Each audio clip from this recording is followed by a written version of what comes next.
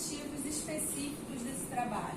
Em primeiro lugar, identificar os modelos de negócio praticados entre artistas e empresários, identificar as principais fontes de receita dos escritórios de produção, identificar as atribuições atuais dos empresários artísticos, bem como analisar as expectativas do artista em relação a uma produtora ou ao seu empresário. Procurou-se também estimar o mercado de shows ao vivo no Brasil, identificando aspectos como faturamento total, cachê médio, quantidade de shows realizados. O trabalho se justifica principalmente pela ausência de estudos acadêmicos formais sobre esse tema, especialmente em se comparando a importância dessa atividade não só para o desenvolvimento de carreiras artísticas, mas também para toda a cadeia da música. Como metodologia, nós dividimos a pesquisa em duas etapas. Uma etapa qualitativa, onde a gente contou com a participação de 10 profissionais do mercado da música, entre executivos de gravadora, artistas e empresários. A gente contou com o Paulinho Mosca, que é cantor, com a Paula Lavigne, que é empresária, o diretor da Rede Nova Brasil, Alexandre Ogoruski, uma rede de rádios, o empresário Tom Gil, o gestor de casas de show de pequeno porte, Léo Feijó, os gestores do Vivo Rio, que é uma casa de show de grande porte, o Thiago Amorim e a Bianca Labruna, também o Jorge Lopes, diretor da gravadora Biscoito Fino, assim como uma artista anônima, e o próprio Marcelo Castelo Branco, que é presidente da UBC, que é uma sociedade de compositores.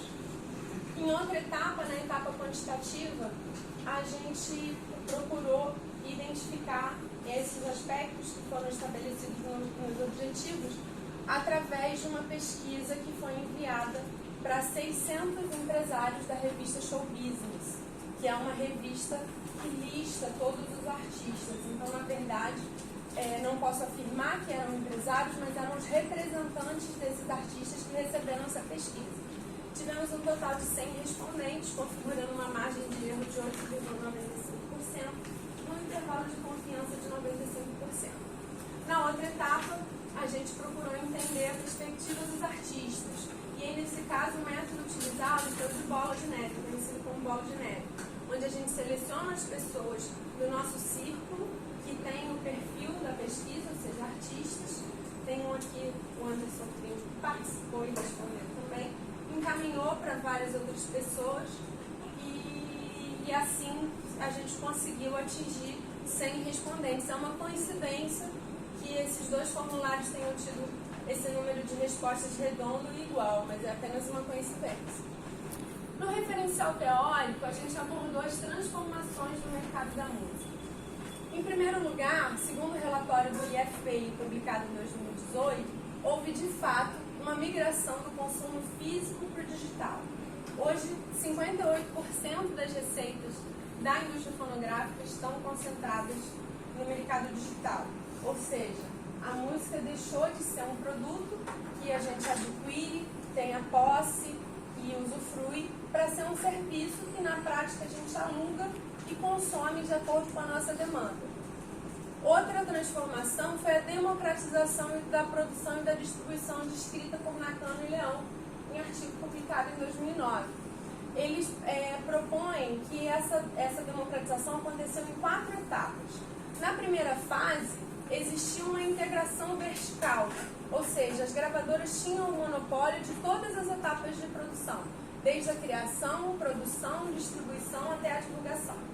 No momento seguinte, no que eles chamam de fase 2, essas gravadoras optaram por um sistema aberto, em que elas acrescentaram selos independentes fazendo suas produções ao seu cast de distribuição. Então elas perderam o monopólio da criação. No momento seguinte, na fase 3, elas também perdem o monopólio da produção, já que o acesso à gravação ficou muito facilitado, né? Hoje é possível você gravar um disco inteiro na sua casa, num home studio. Então deixou de ser exclusividade das gravadoras essa parte da produção. Por último, elas perderam também o monopólio da distribuição, especialmente após a chegada das plataformas de streaming. Hoje é possível qualquer artista que tenha um ISRC, que é o número do registro do fonograma, não vou entrar aqui na diferenciação entre obra e fonograma, publicar a sua música para ser consumida a nível mundial. Pires e Reichel, em artigo publicado em 2012, vão falar sobre o modelo de relacionamento entre gravadora e escritórios de relacionamento, de escritórios de empresariamento artístico até 2005. Por que 2005? Foi o ano de menor venda na indústria fonográfica brasileira, de menor receita, de menor faturamento. Então se faz uma distinção de como era o relacionamento antes desse período e depois. A gente observa que as funções são muito delimitadas, né? A gravadora cuidava da divulgação, produção e distribuição, os escritórios cuidavam da comercialização, merchandising dos artistas e logística e produção dos shows, e as receitas também eram muito definidas. A gravadora ficava com a venda de produtos fonográficos e os escritórios com a venda de apresentações ao vivo dos artistas, a venda dos shows. O que acontece após 2005? O gráfico está bastante claro, né? Se torna uma enorme confusão entre esses dois agentes, porque as gravadoras, devido à perda de receita, começaram a trabalhar com contratos de 360 graus, em que eles têm uma parte da receita de venda de show e de publicidade dos artistas, assumindo assim, em alguns casos, criando departamentos de comercialização de shows, como a gente vai falar na seção modelos de negócio, e os escritórios, por sua vez, diante dessa diminuição de poder das gravadoras, eles assumiram funções que antes não eram deles, como, por exemplo, a divulgação e o marketing. Agora eu vou apresentar os resultados que a gente apurou na pesquisa. Em primeiro lugar, Pires e Reichel fazem uma diferenciação entre empresários individuais e escritórios de empresariamento artístico. Então eu procurei entender, dentre a minha amostra, dentre esses 600 representantes de artistas, quais eram empresários individuais, que são aqueles que trabalham sem escritório, trabalham de forma autônoma, quais eram escritórios de empresariamento artístico, que são escritórios mais estruturados, com equipes maiores, e supus que dentre esse grupo poderiam ter alguns artistas que se autoempresariavam. O que se confirmou, 12% desses representantes de artistas, na verdade, são os próprios artistas. Então essa é a configuração, 58% são escritórios de empresariamento, 23% são empresários independentes e 12% são artistas que se auto-empresariam. Na pesquisa com os artistas, eu queria entender também quantos tinham empresários. E a gente identifica que 56% não têm empresários e 27% afirmam que são seus próprios empresários, ou seja, também não têm empresários. E o que isso quer dizer? Em primeiro lugar, uma grande oportunidade para novos entrantes e, em segundo lugar, a falta de profissionais para alcançarem essa atividade. Dentre esses que são seus próprios empresários ou que não têm um empresário, 76% afirma que gostaria de ter um empresário, que reforça mais uma vez a oportunidade que tem nesse setor.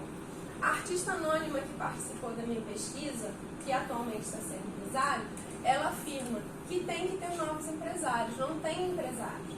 As pessoas não sabem sequer o que um empresário faz e isso não facilita a entrada de novos profissionais nesse mercado. A empresária Paula Lavigne concorda com isso, ela fala sobre a falta de cursos específicos para essa área e a necessidade de ter novos profissionais. Dentre os objetivos da pesquisa estavam entender quais são as atribuições dos empresários hoje. Então a gente perguntou quais eram os serviços prestados por esses escritórios. Se destacam a produção e a logística dos shows e o agenciamento dos shows, com 93% e 95% respectivamente, seguidos da gestão financeira e prestação de contas e da gestão de mídias sociais.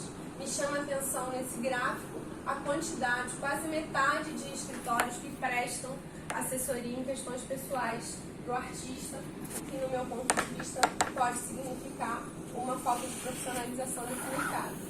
A empresária Paula Lavigne vai falar que nos Estados Unidos o papel que o empresário tem aqui hoje é dividido em 4 pessoas. O booker, que é o agente que vende show, o personal manager, que cuida das atribuições pessoais, o manager, que faz toda a parte de negociação e planejamento, e o tour manager, que é quem coordena os turnês. Aqui todas essas funções estão concentradas na mesma figura. Então, qual é o papel do empresário? O empresário, segundo o Thiago Amorim, que é diretor do Rio, vai ser aquele que faz o meio entre o artista e o resto do mundo. Ele vai ser uma espécie de regulador de tensões, um mediador, que vai justamente equilibrar e saber ligar as pontas todas do negócio. Para ele, o empresário é fundamental. Alexandre Wesley, diretor de novos negócios da gravadora Som Livre, concorda com essa afirmação na medida em que ele afirma que o empresário é o elo do artista com todo o resto da cadeia. Inclusive, ele compara o empresário ao CEO de uma empresa. Ele compara o empresário com a pessoa jurídica do artista. Mas, diante de toda essa importância, por que quando a gente vai ver notícias a respeito de empresários, os destaques são tão negativos como essas manchetes que eu trouxe para vocês? Quem aqui assistiu Yesterday? Posso interagir? Quem assistiu Yesterday? Quem assistiu o filme do Queen? Quem assistiu o filme do Elton John? Quem era o vilão nesses 3 filmes? Era o empresário, né? Nos 3 filmes o vilão era o empresário. Então, por que acontece essa situação? Bom, o Alexandre Ovoruski propõe que isso aconteça porque isso é um trabalho de bastidores. Então, ele fica meio invisibilizado.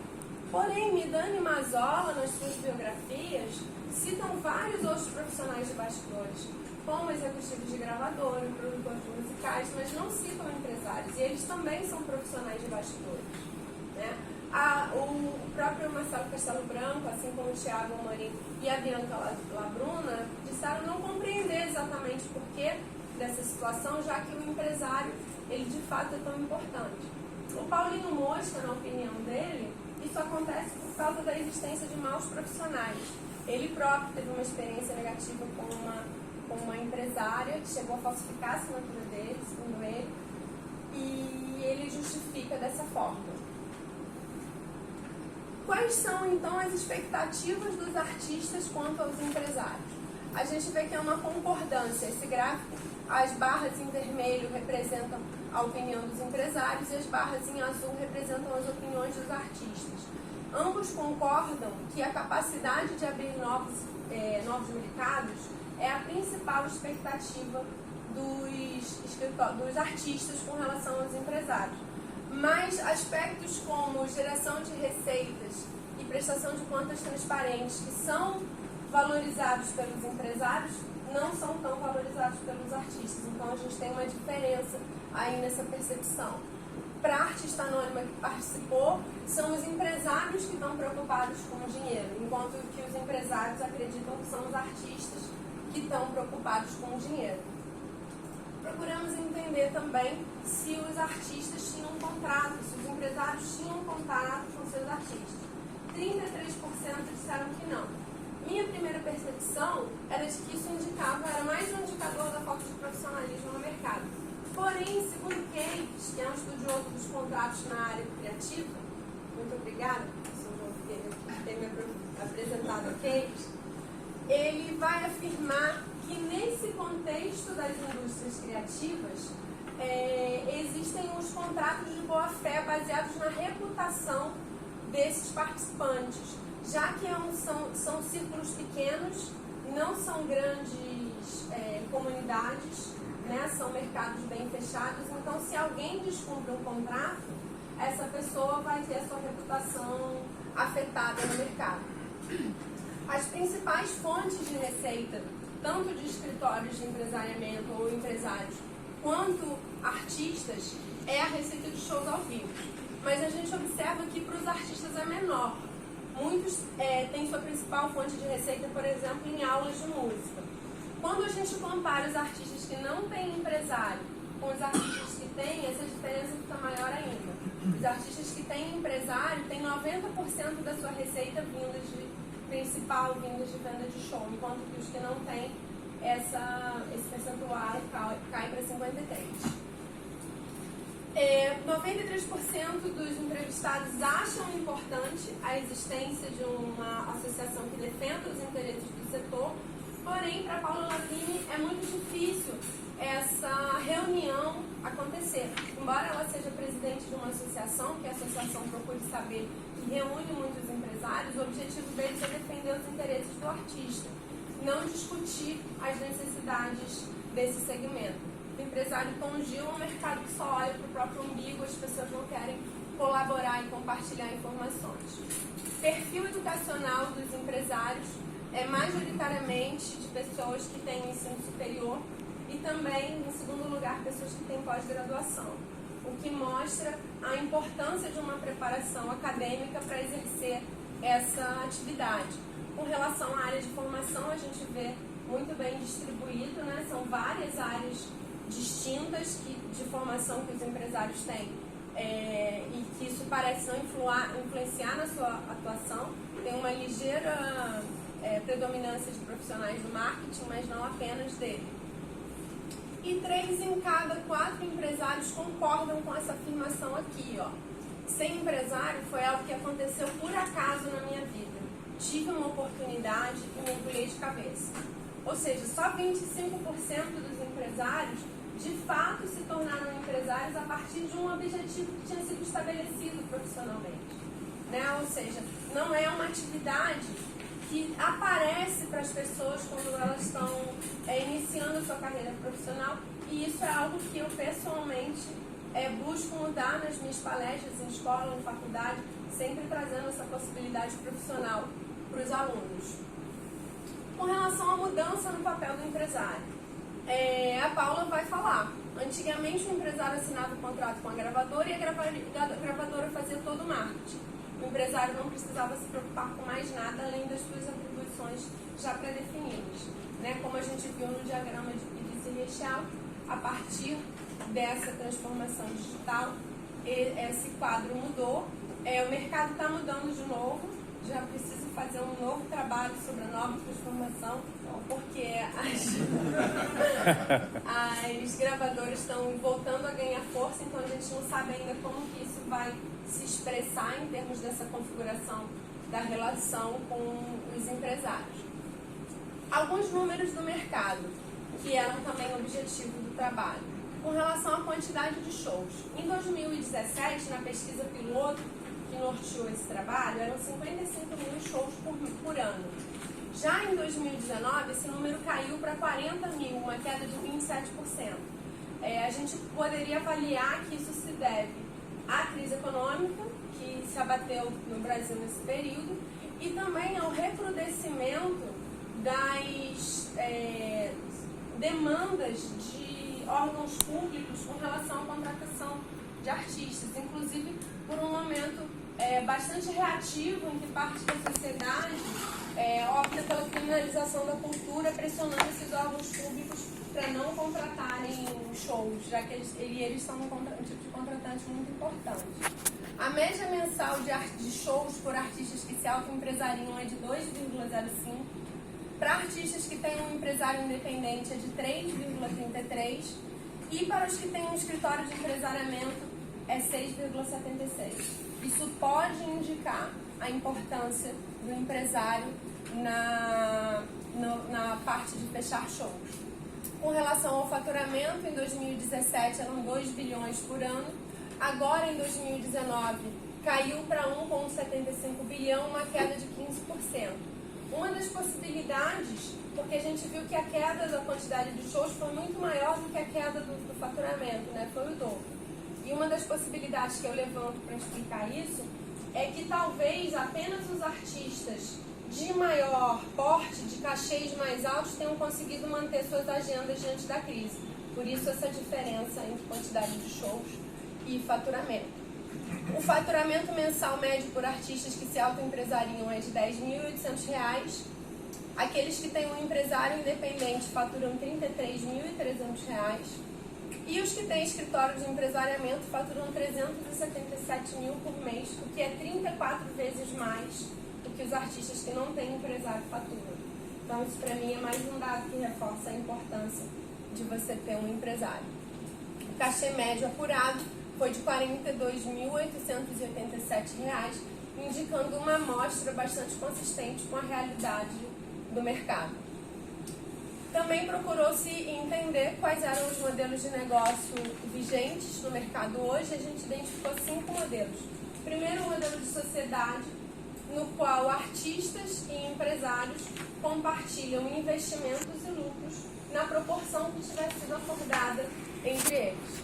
O segundo modelo é o modelo do artista empresário, no qual o artista toma as decisões sobre a sua carreira, mas ele contrata uma pessoa para exercer essa função formalmente de empresário.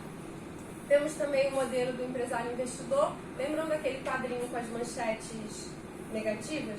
Geralmente é esse caso aqui, ó.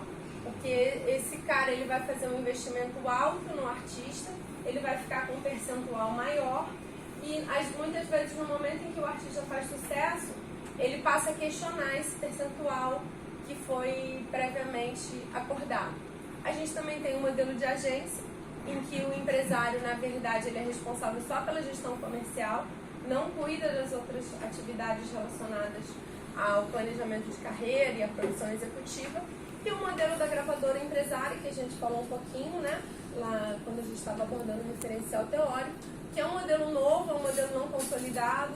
Algumas gravadoras tiveram iniciativas nesse sentido, mas não foram bem sucedidas, e outras ainda estão tentando. E com a nova mudança que o mercado está passando, com as gravadoras recuperando suas receitas vindas de produtos fonográficos, a gente não sabe ainda se elas vão insistir nesse formato ou se vão deixar essa função para os empresários. Bom, minhas considerações finais.